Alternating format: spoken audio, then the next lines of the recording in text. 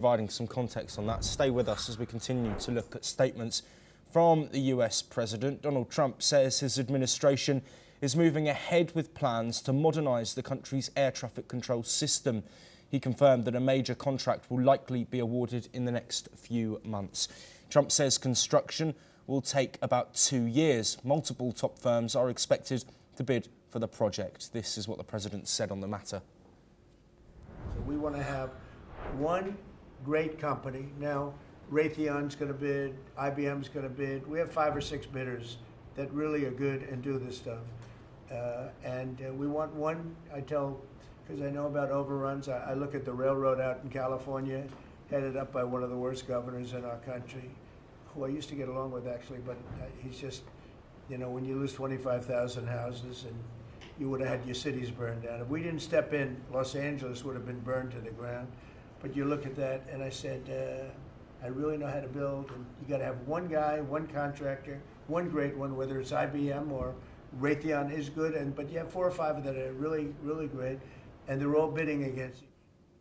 Well, once again with us, Rabinder Sachdev. Of course, this talk about modernising air traffic control, a poignant topic at the time when there have been recent air disasters, of course, the Air India disaster in Ahmedabad, but also in the United States itself, in Washington, that tragic accident between a military helicopter and a passenger plane, then crashing into the river there. Is this a vital step that needs to be made? And is this important not just for modernisation, but also for civilian safety?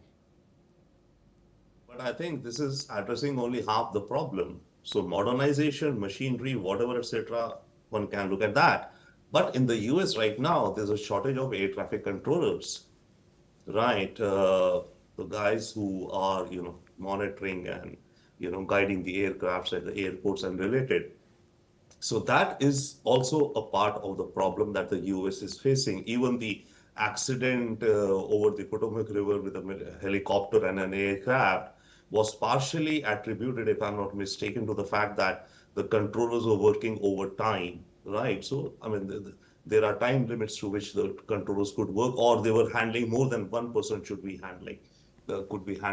So ATC controllers is one thing, a shortage and a challenge out there. But back to modernization, yes, it has to be modernized. Now, what Trump is signaling is I think a classical conservative free markets perspective in that sense, right? Wherein the idea is that the government should play a minimum role, it should be the private sector which should play a role. So in a sense, it could be looked at in that manner. But then, I would think that something like air traffic control and all should be rather a public good or be, governed or administered by the government. That's my personal opinion, rather than a private entity, the entire, airspace over the country in terms of the aircraft movements. The other thing is obviously going forward, then there will be, and it's supposed to be a single company. Now, so how do you select a company? Obviously, there'll be a tender process, RFP and all of that. But in any market, if we are going from the perspective of free market, any market should not have just one monopoly. Then maybe there should be 2 or 3 such ATC companies created, which could, operate. For all even a large single company, something or the other may happen. The company may go bankrupt, some scandal may hit the company or whatever. So if that company goes under or its management is totally, absent due to whatsoever reason, then what happens? You're left with the headless ATC. So that's my few take, but let us see how it goes. Yes, large questions around the current infrastructure with air traffic control. We will, of course, keep an eye on those developments. We stay with the United States President Donald Trump, who has waved away lingering questions